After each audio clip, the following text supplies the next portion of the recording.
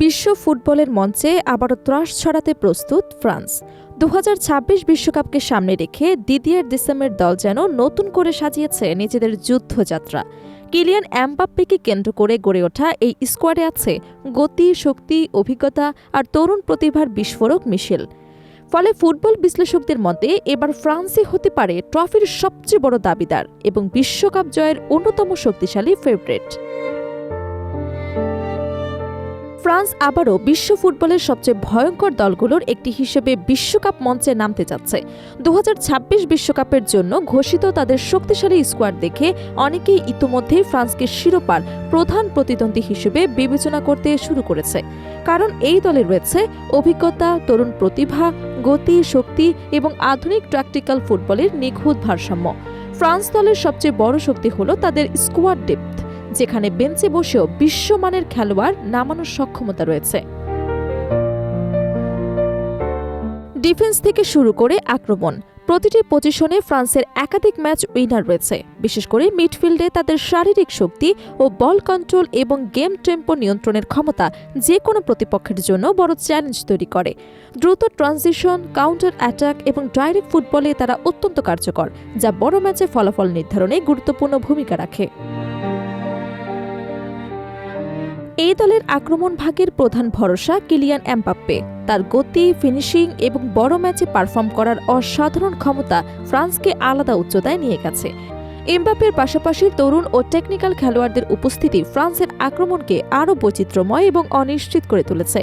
Wing দিয়ে দ্রুত আক্রমণ, বক্সের ভেতর স্মার্ট মুভমেন্ট এবং উচ্চচাপের ফুটবল, সব মিলিয়ে তাদের অ্যাটাকিং ইউনিট অত্যন্ত বিপজ্জনক।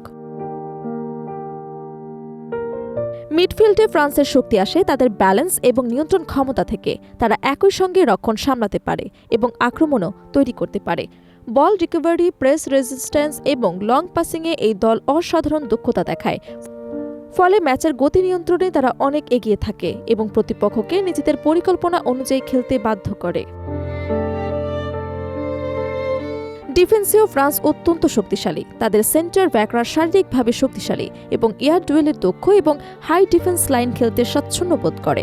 ফুল ব্যাকরা আক্রমণে উঠে এসে অতিরিক্ত সুযোগ তৈরি করে, আবার দ্রুত নিচে নেমে রক্ষণ সামলাতেও সক্ষম।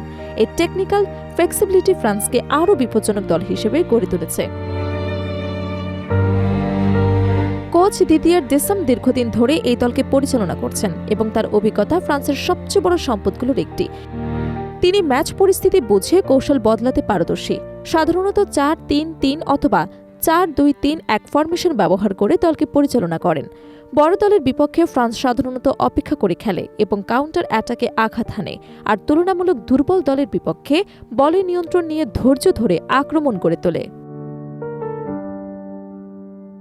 ফ্রান্স কেন বিশ্বকাপ জিততে পারে? এর সবচেয়ে বড় কারণ তাদের অভিজ্ঞতা এবং মানসিক দৃঢ়তা। এই দলের অনেক খেলোয়াড় ইতোমধ্যে বিশ্বকাপের ফাইনালে খেলেছে এবং চাপের ম্যাচ সামলানোর অভিজ্ঞতা অর্জন করেছে। বড় টুর্নামেন্টের ধারাবাহিক পারফরমেন্স করার অভ্যাসও তাদের শক্তিশালী করে তুলেছে। সব মিলিয়ে ফ্রান্স এমন একটি দল যার শক্তি, গতি, ট্যাকটিক্স এবং অভিজ্ঞতার দিক থেকে প্রায় সম্পূর্ণ একটি প্যাকেজ। যদি তাদের মূল খেলোয়াড়রা ফিট থাকে এবং দলীয় সমন্বয় ঠিকভাবে কাজ করে, তাহলে 2026 বিশ্বকাপে ট্রফি জয়ের সবচেয়ে বড় দাবিদারদের তালিকায় ফ্রান্সের নাম নিঃসন্দেহে শীর্ষে থাকবে।